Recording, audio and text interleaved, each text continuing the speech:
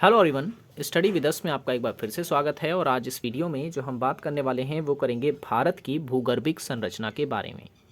ठीक है, ये नक्शा है। इस नक्शे में जो है सबसे पहले आपको कुछ बेसिक्स बताऊंगा, फिर उसके बाद भारत की जो चट्टानें होती हैं उनकी जो विशेषताएं होती हैं वो हम बात करेंगे उन पर। तो अगर हम बात करें इस मैप की, तो इस मैप में जो आपको ये पिंक कलर दिख रहा है, ये पिंक कलर है दक्कन का लावा। ठीक है, जिसे हम दक्कन का पठार भी कहा जाता है। ये पूरा का पूरा दक्कन का पठार है। और ये जो आपको ऑरेंज कलर दिख रहा है, ठीक है, ये गोंडवाना द्रोणी कहलाती है। ठीक है, गोंडवाना द्रोणी। और जो हरा कलर आपको दिख रहा है ये पूरा का पूरा भारत में प्रायद्वीपीय भारत का खंड है। ठीक है ना, प्रायद्वीपीय भारत है ये। और ये जो प्रायद्वीपीय भारत जो आप देख रहे हैं इसे, ये पूरा का पूरा हिस्सा है गोंडवाना लैंड का। ठीक है, गोंडवाना लैंड, जैसे कि मैंने इधर जो है लिख भी रखा है। ठीक है, अब इस गोंडवाना लैंड में जो चट्टानें पाई जाती हैं वो सारी की सारी मैंने इधर लिखी हुई हैं। सबसे पहले बात करते हैं आर्कियन क्रम की चट्टानों की। तो आर्कियन क्रम की चट्टानों की अगर हम बात करें तो ये सबसे प्राचीन चट्टानें हैं। ठीक है, सबसे प्राचीन और सबसे प्राथमिक। ठीक है, प्राथमिक भी आप कह सकते हैं। जो कि नीस और सिस्ट, ये शब्द आप लिखते रहें, नीस और सिस्ट के रूप में जो है रूपांतरित हो गई हैं। बुंदेलखंड नीस व बेलारी नीस की अगर हम बात करें तो ये सबसे प्राचीन है। ठीक है, इसमें बुंदेलखंड नीस और बेलारी नीस जो है इसमें सबसे प्राचीन है। बात अगर हम करें धारवाड़ क्रम की चट्टानों की, तो धारवाड़ क्रम की जो चट्टानें होती हैं ये भी आर्कियन क्रम की हैं। ठीक है ना, प्राथमिक चट्टानें कहलाती हैं। और ये जो होती हैं चट्टानें, ये परतदार बनी होती हैं। इसमें किसी भी प्रकार का जीवाश्म नहीं पाया जाता है। ठीक है, जीवाश्म नहीं पाया जाता है। और ये जो है हमें कई जगह देखने को मिलेंगी, जैसे कि कर्नाटक। ठीक है, कर्नाटक में आपने देखा होगा जो धारवाड़ या बेलारी ज़िला है वहाँ पर हमें मिलती हैं।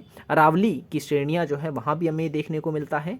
और छोटा नागपुर पठार जो है यहाँ भी हमें ये सब देखने को मिलती हैं चट्टानें। ठीक है, धारवाड़ चट्टानें। और मैं बता दूं इस प्रकार की जो चट्टानें होती हैं, यानी धारवाड़ क्रम की जो चट्टानें होती हैं, यहाँ पर खनिज बहुत पाए जाते हैं, सर्वाधिक खनिज पाए जाते हैं, जैसे कि लोहा, अयस्क, तांबा हो गया, स्वर्ण हो गया आदि। ठीक है, तो खनिज के लिए कौन सी चट्टान जो है प्रसिद्ध है, तो याद रखें धारवाड़ क्रम की चट्टानें। ठीक है, नेक्स्ट है कुडप्पा क्रम की चट्टानें। कुडप्पा क्रम की अगर चट्टानों की हम बात करें तो इसका जो निर्माण है वो धारवाड़ क्रम की चट्टानों के अपरदन व निक्षेपण से हुआ है। ठीक है, अगर धारवाड़ की चट्टानें नहीं होती तो कुडप्पा की चट्टानों का निर्माण नहीं होता। ठीक है, तो कुडप्पा की चट्टानें किस पे आधारित हैं? धारवाड़ क्रम की चट्टानों पर। ठीक है, धारवाड़ की चट्टानों पर। और मैं बता दूं इस प्रकार की चट्टानों में भी किसी प्रकार का जीवाश्म नहीं मिलता। अच्छा, जीवाश्म मैं बता दूं क्या होता है। जीवाश्म होता है कि जब कोई पेड़ पौधा या व्यक्ति या कोई कुछ भी चीज़ जब धरती में गिरकर लंबे समय बाद वो पत्थर में बदल जाती है तो वो जीवाश्म कहलाती है। ठीक है, तो कुडप्पा क्रम की चट्टानों में भी जो है जीवाश्म नहीं मिलते हैं। ठीक है, अब ये कहाँ पाए जाते हैं, तो याद रखें कृष्णा घाटी हो गया, नल्ला मलाई हो गया, ये जो पहाड़ियाँ हैं। ठीक है, पापा घानी हो गया, ये सारी की सारी जो क्षेत्र हैं यहाँ पर जो है ये चट्टानें पाई जाती हैं, कुडप्पा क्रम की चट्टानें। विंध्यन क्रम की चट्टानों की अगर मैं बात करूँ, ठीक है, विंध्यन क्रम की चट्टानों की, तो ये कुडप्पा जो अभी मैंने आपको बताया, कुडप्पा क्रम की चट्टानों के बाद निर्मित हुई हैं। ठीक है, और इस क्रम की जो चट्टानें हैं ये हमें पाई जाती हैं राजस्थान जैसे क्षेत्रों में। ठीक है, राजस्थान के चित्तौड़, ठीक है ना, बिहार का सासाराम, इन सब क्षेत्रों में जो है विंध्यन क्रम की चट्टानें हमें देखने को मिलती हैं।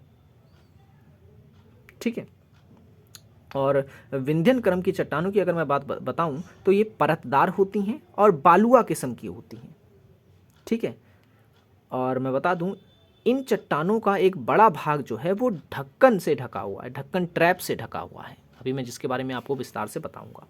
अच्छा, गोंडवाना की बात करूं, गोंडवाना लैंड की या कहें कि गोंडवाना क्रम की चट्टानों की अगर मैं बात करूं तो मैं बता दूं ये एक ऐसी चट्टानें होती हैं जहां पर कोयले पाए जाते हैं। यानी जीवाश्म वगैरह की जो मैं बात कर रहा था वो यहीं पाई जाती हैं, ठीक है ना।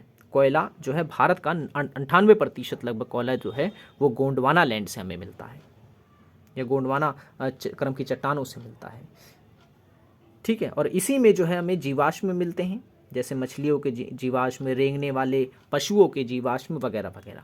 अच्छा, कहाँ पाई जाती हैं गोंडवाना क्रम की चट्टानें? तो ये पाई जाती हैं दामोदर, ठीक है, दामोदर में, महानदी में, गोदावरी जैसे क्षेत्रों में जो है यहाँ ये नदियाँ पाई जाती हैं, नदियाँ कह रहा हूँ, चट्टानें पाई जाती हैं। ढक्कन ट्रैप की बात करें हम, तो ढक्कन ट्रैप जिस की अगर हम बात करें तो ये जो है ये भारत में लगभग 5 लाख वर्ग किलोमीटर, मैं लिख देता हूँ यहाँ पर, 5 लाख वर्ग किलोमीटर तक जो है ये फैली हुई है, ठीक है। और राजमहल ट्रैप का निर्माण जो है वो इसी समय जो है इसी से ही हुआ है, ठीक है। तो ये आपको जो है पॉइंट्स याद रखने हैं। अच्छा, पर्यदीपीय पठार का महत्व आपसे एग्जाम में पूछ लिया जाता है। पर्यदीपीय पठार के बारे में कुछ बताइए, या फिर 5 से 6 पॉइंट्स लिखिए, तो आपको पता होना चाहिए। इसके बारे में मैं आपको बता देता हूँ, ठीक है। कॉपी अपने साथ रखें, जो जो पॉइंट्स मैं बोलते जा रहा हूँ आप उसे नोट डाउन करते रहें, ठीक है। तो पर्यदीपीय पठार की अगर मैं बात करूँ तो पर्यदीपीय पठार वाला जो क्षेत्र है यहाँ पर काफ़ी गड्ढे मिलते हैं, और गड्ढे मिलते हैं तो जब वर्षा होती है तो उन गड्ढों में पानी जमा हो जाता है, जिससे कि तालाब का निर्माण होता है, ठीक है।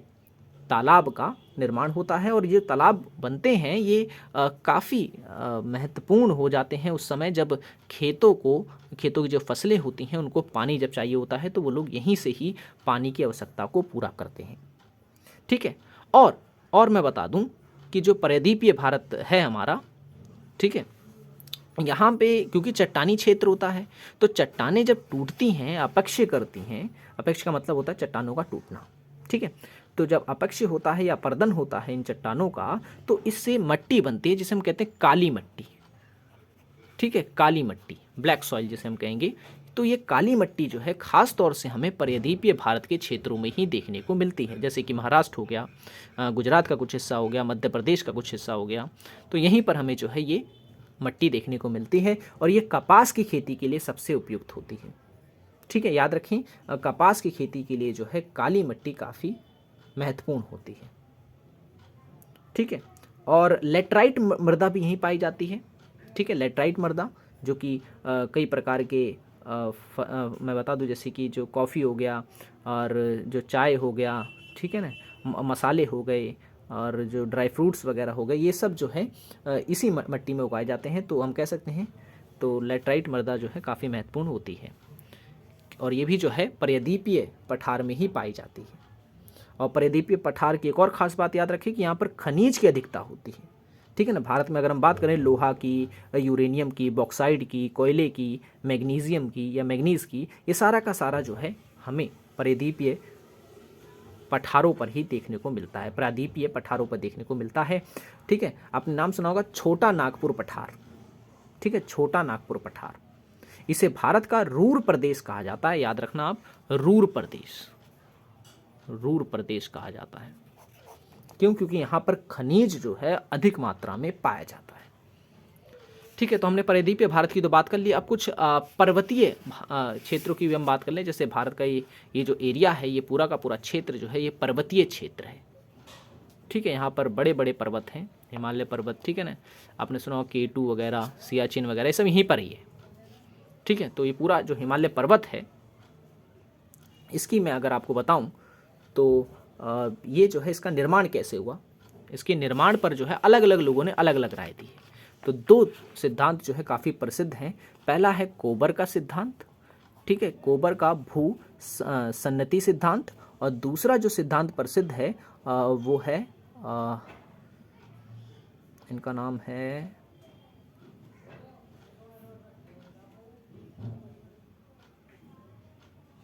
अच्छा हाँ, हैरी हैस, ठीक है, हैरी हैस, ठीक है। तो कोबर का और हैरी हैस ये दोनों का सिद्धांत है, जिन्होंने जो है हिमालय पर्वत के बारे में जो है अपना सिद्धांत दिया है। तो कोबर के बारे में बता दूं, कोबर कहते हैं कि 7 करोड़ वर्ष पहले जो है ये भारत जो है, जो ये प्रायद्वीपीय भाग है हमारा, ये अफ्रीका का हिस्सा हुआ करता था। तो ये टूट कर जो है भारत में आया, और उस समय ये दो भाग थे, एक यूरेशिया वाला भारत और एक था ये गोंडवाना वाला। तो बीच में एक सागर हुआ करता था जिसे टैथिस या टैथिस सागर जो है कहा जाता है।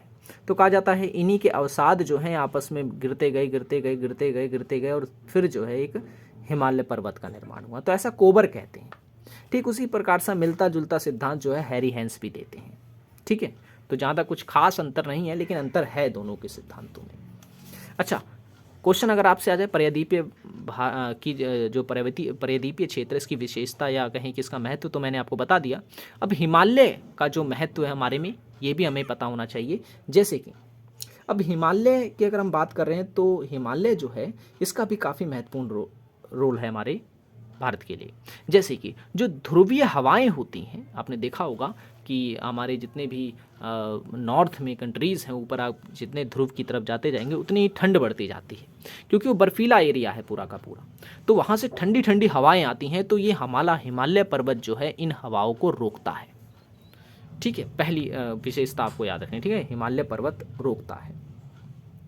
और दूसरा मानसून जो होता है, मानसून को भी जो है कहीं ना कहीं रोकने का कार्य करता है। जो हमारा दक्षिणी पश्चिमी मानसून है ये निकल जाता अगर यहाँ पर गारो खासी जयंतिया जैसी पहाड़ियाँ नहीं होती। ठीक है, या कहें कि जो पश्चिमी विक्षोभ जो आता है भारत में, वो भी कहीं ना कहीं जो है हिमालय पर्वत से टकरा कर दो भागों में जाता है। लेकिन अगर हिमालय पर्वत ना होता तो ये पश्चिमी विक्षोभ जो है हमारा वो सीधा निकल जाता। ठीक है, तो कहीं ना कहीं वर्षा करवाने में भी जो है हिमालय पर्वत की महत्वपूर्ण भूमिका रही है। ठीक है, और हिमालय पर्वत से ही हमारी कई सारी नदियाँ निकलती हैं, तब चाहे वो गंगा हो, सिंधु हो, ब्रह्मपुत्र हो। ठीक है ना, ये सारी की सारी हिमालय पर्वत की नदियाँ हैं जो कि हमारे भारत की नदियों को वर्षवाहिनी रखती हैं। वर्षवाहिनी का मतलब ये वर्ष भर बहने देती हैं। ठीक है ना, जबकि प्रायद्वीपीय भारत की नदियाँ जो होती हैं ये वर्षवाहिनी नहीं होती हैं, ये वर्षा पे आधारित होती है। जब बारिश होगा तभी बहेंगी, जब बारिश नहीं होगा तो नहीं बहेंगी। ठीक है, तो हमें हमारी नदियों को पानी मिलता रहता है इसी हिमालय पर्वत से। और जो है यहाँ पर जो है कई प्रकार के संसाधन भी पाए जाते हैं, जैसे कोबाल्ट हो गया, निकेल हो गया, जस्ता हो गया, तांबा हो गया। ठीक है ना, तो और धातुई खनिज भी कुछ कुछ पाए जाते हैं, तो ये भी आपको याद रखना है। और ये पर्यटकों के आकर्षण का केंद्र भी है। ठीक है, ये भी हम नहीं भूल सकते हैं। जो बड़े बड़े सैलानी आते हैं हमारे भारत में देखने के लिए, तो हिमालय पर्वत की सैर वगैरह करते हैं, जिससे भारत को जो है अच्छी खासी कमाई होती है। ठीक है, तो ये भी महत्व जो है हमें याद रखना है। सो आई होप ये वीडियो आपको पसंद आया होगा। इसमें हमने बहुत सारी बातें की हमारे भारत की भूगर्भिक संरचना के बारे में, जो कि एग्ज़ाम पॉइंट ऑफ व्यू से काफ़ी इंपॉर्टेंट है। तो वीडियो पसंद आया हो तो लाइक ज़रूर कर दें, चैनल सब्सक्राइब नहीं किया तो ज़रूर कर लें, ताकि ऐसे ही वीडियोस आपको मिलते रहे। सो मिलेंगे नेक्स्ट वीडियो में। Thanks for watching this video. पहले की वीडियोस को देखना चाहते हैं तो लिंक डिस्क्रिप्शन में है, क्लिक करके आप हमारी पहले की भी वीडियोज़ को देख सकते हैं। सो मिलेंगे नेक्स्ट वीडियो में। Thanks for watching this video.